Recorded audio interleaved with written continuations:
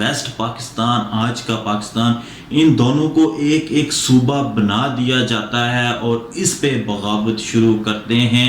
ये इल्ज़ाम था कि उसने मुशर्रफ के ऊपर कातलाना हमला किया था और जो पाकिस्तानी ऑफिसर्स थे उनके जहाज पे 2 साल के बाद उस लड़की के बाप की लाश मिलती है और लाश के साथ ऐसा सलूक गवर्नमेंट को ख़त्म कर दिया जाता है जुल्फ़िकार अली भुट्टो की तरफ से और एमरजेंसी यानी कि मार्शल लॉ नाफिज कर दिया जाता है। लेडी डॉक्टर थी शाजिया खालिद, जिसको आर्मी ऑफिसर कैप्टन हमाद ज़्यादती का निशाना बनाता है आके बलूचिस्तान में अपने अड्डे बनाती है। ये चीज़ बलूचियों को अच्छी नहीं लगती। अस्सलामु अलैकुम दोस्तों, 12 दिसंबर 2009 की बात है कि एक लड़की रात को अपने बाप के साथ हॉस्पिटल की तरफ जाती है। इस लड़की की उम्र 16 साल है, लेकिन हॉस्पिटल जाते हुए रास्ते में उसके बाप को उठा लिया जाता है। कोई पता नहीं कि उसका बाप किस तरफ गया है, कौन लेके गया है। और ठीक 2 साल के बाद उस लड़की के बाप की लाश मिलती है और लाश के साथ ऐसा सलूक किया जाता है कि पता चलता है कि टॉर्चर कर कर इस बंदे को मार दिया जाता है। तब इस लड़की की उम्र 18 बरस हो चुकी होती है और इसको कोई समझ नहीं आती कि हुआ क्या है, आखिर उसका क्या कसूर है, उसके बाप का क्या कसूर है, कोई पता नहीं। थोड़ा सा आगे जाए तो 2017 में फिर इसी लड़की के भाई को उठा लिया जाता है, कोई पता नहीं चलता। तब शुरू होती है इस लड़की की असल स्ट्रगल। अब तक ये लड़की डॉक्टर में एडमिशन ले चुकी होती है और डॉक्टर बन रही होती है, लेकिन ज़्यादा फोकस इसका अपने साथ और अपने जैसे कई लड़कियों के खानदानों के साथ है कि भाई हमारे इस वालिदैन का, हमारे भाइयों का, हमारे बाप का कसूर क्या है, इनको लापता कर दिया जाता है। फिर 2023 आता है, बलूचिस्तान से ये मार्च शुरू होता है, इस्लामाबाद की तरफ आता है। वहाँ कुछ दिन बैठने के बाद रियासत इनको जवाब दे, इसके बदले में रियासत दिसंबर की सर्द रात में उनके ऊपर ठंडा पानी फेंक देती है।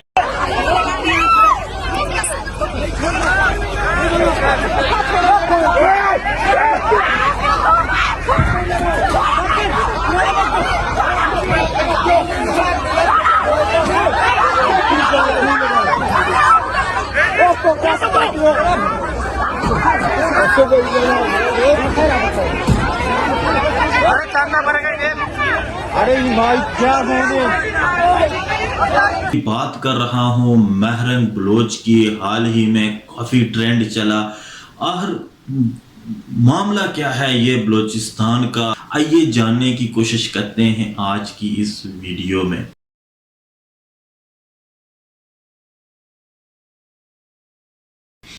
यूं तो बलूचिस्तान की तारीख तो बहुत पुरानी है, वो कहानी फिर से ही। सबसे पहले आप देखें इस नक्शे को कि ये जो मैप आपको नज़र आ रहा है, इसमें जो गुलाबी कलर है वो बलोच को रिप्रेजेंट कर रहा है, जहाँ पे बलोची आवाम रहती है। इसमें एक हिस्सा पाकिस्तान का आता है जिसमें सिब्बी, कोयटा जैसे एरिया आते हैं। दूसरा जो बॉर्डर के दूसरी तरफ आता है वो है ईरान का एरिया, जिसमें सस्तान और बलूचिस्तान का एरिया आता है। फिर साथ में जो आता है वो है अफ़गानिस्तान का एरिया, जो कि ज़्यादातर साउथर्न अफ़गानिस्तान का एरिया आता है। अब ये मैप है, ये बलूचिस्तान के लोग कह रहे हैं कि भाई हमें अलग कर दो, अलग रियासत कर दो।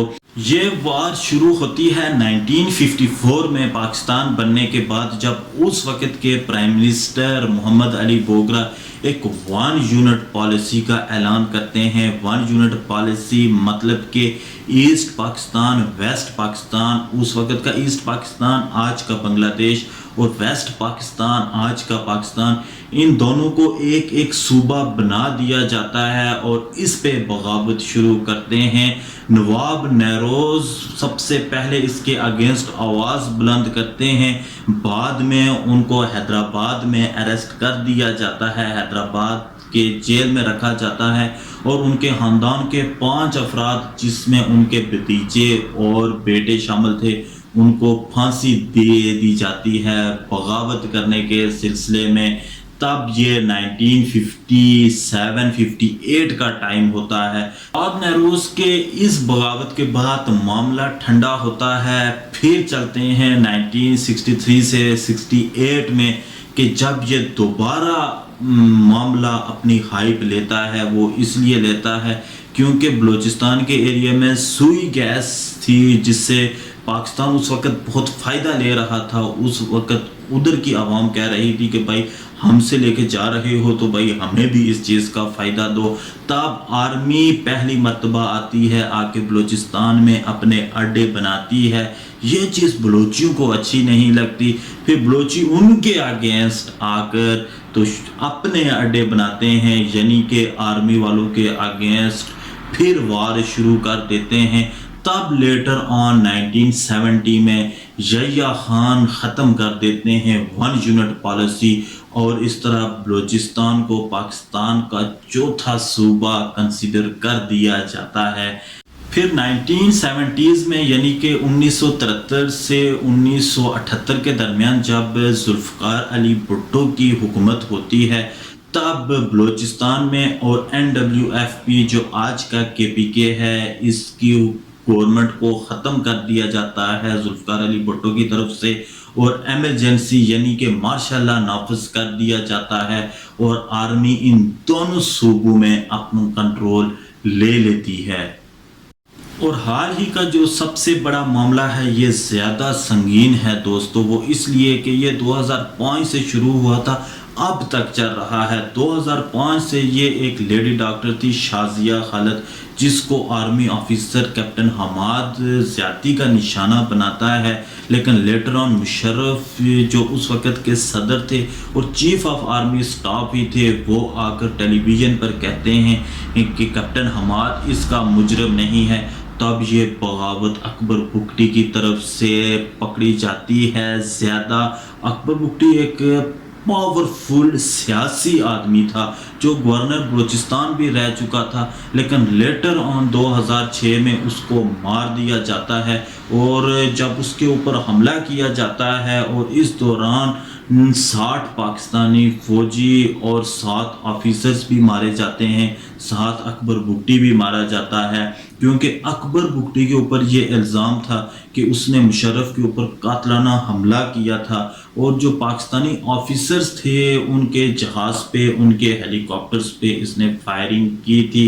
اس کے بعد یہ معاملہ شروع ہوتا ہے۔ پھر لیٹر آن 2009 میں آرمی کے کئی آفیسرز بلوچستان میں مارے جاتے ہیں۔ پھر 2012-13 میں جو گیس کی سپلائی لائن ہے، جو ریلوے ٹریکس ہیں، ان کو توڑا جاتا ہے، ان کی لائنز میں خلل ڈالا جاتا ہے بلوچستان کے لوگوں کی طرف سے، اور یہ معاملہ آج تک چل رہا ہے۔ اور اسی لیے یہ جو مہرنگ بلوچ کا جو لانگ مارچ تھا، وہ اسی سلسلے میں تھا کہ بھائی ہمیں بتاؤ تو صحیح کہ ہمارا قصور کیا ہے۔